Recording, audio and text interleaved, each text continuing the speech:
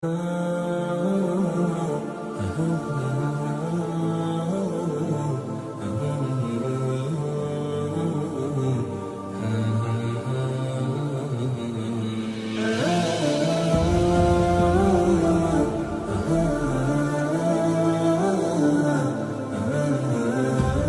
അസീം ഇങ്ങനെ ഒരു ഒഫീഷ്യൽ പ്രഖ്യാപനം നടത്തണമെന്ന് പറഞ്ഞപ്പോൾ അസീമിന് ഏറ്റവും കൂടുതൽ നിർബന്ധം ഉണ്ടായിരുന്നു സലാം പാപ്പനശ്ശേരിയുടെ ഓഫീസിൽ വന്നിട്ട് തന്നെ നടത്തണം.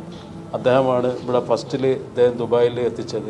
അതോടൊപ്പം തന്നെ ഈ ഒരു പുണ്യമാസത്തിൽ കോഴിക്കോട് ഹ്യൂമാനിറ്റി ചാരിറ്റബിൾ ട്രസ്റ്റിൻ്റെ അണ്ടറിൽ വരുന്ന ഒരു സ്കൂളാണ് Roshi public school. Specially challenge ആയിട്ടുള്ള കുട്ടികളാണ് അവിടെ പഠിക്കുന്നത്. ഏകദേശം 200 കുട്ടികളുള്ള ഒരു സ്കൂളാണ്.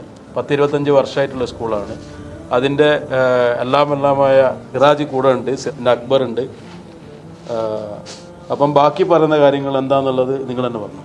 ഞാൻ നമ്മുടെ കോഴിക്കോടുള്ള ഹ്യൂമാനിറ്റി ചാരിറ്റബിൾ ട്രസ്റ്റിൻ്റെ റോഷി എന്ന സ്ഥാപനത്തിൻ്റെ ഒരു ബ്രാൻഡ് അംബാസിഡറാണ്. അതിലാക്കിയത് നമ്മുടെ മൻവാർ ഫൈസലിക്കയും നമ്മുടെ അക്ബർ അലിക്കായും പിന്നെ നമ്മുടെ എല്ലാമായ സിറാജിക്കയും ആണ്.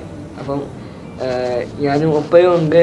നമുക്ക് ഈ ഒരു കുട്ടികൾക്ക് വേണ്ടിയിട്ട് നമുക്ക് ഒരുപാട് സ്വപ്നങ്ങളുണ്ട്, വലിയ ഒരുപാട് ഉയരങ്ങളിലേക്ക് എത്താൻ വലിയൊരു ആഗ്രഹമുണ്ട്. അപ്പം നമുക്ക് ഭാവിയിൽ ഞങ്ങൾ എല്ലാവരും ചേർന്നിട്ട് ഒരു വലിയൊരു ഇൻ്റർനാഷണൽ റിസർച്ച് ഇൻസ്റ്റിറ്റ്യൂട്ട് ഉണ്ടാക്കാനുള്ള വലിയൊരു സ്വപ്നത്തിലാണ് ഞങ്ങൾ എല്ലാവരും ഉള്ളത്.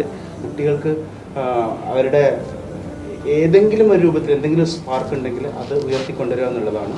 അവിടെ നമുക്ക് ഏജ് ബാർ ഇല്ല, അവരുടെ ഫിനാൻഷ്യൽ സ്റ്റാറ്റസ് കാര്യങ്ങളൊന്നും നമ്മൾ നോക്കുന്നില്ല. നമ്മുടെ മുന്നിലെ കുട്ടികൾ മാത്രമാണുള്ളത്. ഇപ്പോൾ ഞങ്ങൾക്ക് ഏറെ സന്തോഷമുണ്ട്. ഞങ്ങളുടെ കൂടെ താങ്ങായിട്ട് ഫൈസൽക്ക് ഉണ്ട്. ആ സന്തോഷത്തിലാണ് ഇപ്പോൾ ഞങ്ങൾക്ക് കൂടെ അസീം വെളിമണ്ണ അദ്ദേഹം കൂടെ ചേരുന്നു. അദ്ദേഹത്തിന് വലിയ സ്വപ്നമാണ് ഈ കുട്ടികൾക്ക് ഈ സൗകര്യങ്ങളൊന്നും പോരാ, കൂടാതെ ഒരു ഇൻ്റർനാഷണൽ റിസർച്ച് ഇൻസ്റ്റിറ്റ്യൂട്ടായിട്ട് ഇതിനെ ഡെവലപ്പ് ചെയ്യണമെന്നുള്ളത്. അതിൽ ഞങ്ങളെ സന്തോഷം അറിയിക്കുന്നു. ഈ സലാം പാപ്പനശ്ശേരിയുടെ ഓഫീസിൽ തന്നെ വന്നിട്ട് ഈ ഒരു പ്രഖ്യാപനം നടത്തുന്ന സമയത്ത് ഏറെ സന്തോഷമുണ്ട്. Thank you. ഇനി അടുത്തതായിട്ട് നമ്മൾ സലാം പാപ്പനശ്ശേരി അസീമിനെ പോലെയുള്ളവരെ കൂടി നമ്മൾ ചേർത്ത് പിടിക്കേണ്ടതായിട്ടുണ്ട്. ആ ചേർത്ത് പിടിക്കലിന് ഫൈസൽക്ക ഉൾപ്പെടെയുള്ളവർ, അതായത് എത്ര വലിയ തിരക്ക്, നമ്മൾക്ക് എല്ലാവർക്കും അറിയാം, വലിയ തിരക്കിലുള്ളവരാണ് ഫൈസൽ ഖാനെ പോലുള്ളവർ. അവർക്ക് ആ തിരക്കുകളൊക്കെ മാറ്റിവെച്ചുകൊണ്ടാണ് ഇങ്ങനെ ഒരു സംവിധാനത്തിന് മുന്നിട്ട് ഇറങ്ങിയിരിക്കുന്നത്. ഒട്ടനവധി പേർ ഇതുപോലെ ബാക്ക് ഭാഗത്തും മുൻഭാഗത്തുമായിട്ടുണ്ട്. അവരെല്ലാവരും തന്നെ ഇത്തരത്തിലുള്ളവരെ ഏറ്റെടുക്കുകയും അവരുടെ കഴിവ് സമൂഹത്തിന് ഗുണപരമാവുന്ന രീതിയിൽ നമ്മൾ തീർച്ചയായിട്ടും ഉപയോഗപ്പെടുത്തേണ്ടതാണ്. ഉപരിപഠനത്തിനുള്ള ഒരുപാട് സൗകര്യങ്ങൾ ഉണ്ടാക്കണം എന്നുള്ള ഒരു നിലപാടുമായിട്ടാണ് ഇപ്പോൾ അസീം വന്നിരിക്കുന്നത്. അസീം ഓൾറെഡി പറഞ്ഞിരിക്കുന്നു. അപ്പോൾ നമ്മൾക്ക് എല്ലാവർക്കും തന്നെ അസീമിനെയും ഇതിൻ്റെ പ്രവർത്തകരെയും ഒന്ന് ചേർത്ത് പിടിക്കാം.